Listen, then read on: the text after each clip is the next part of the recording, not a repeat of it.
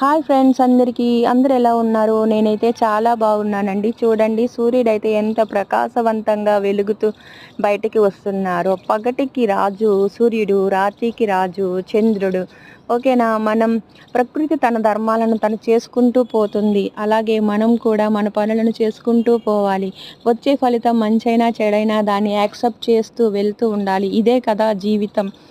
మనిషిగా పుట్టినందుకు 10 మందికి సహాయపడేలాగా బ్రతకాలి తప్ప స్వార్థంతో బ్రతకకండి.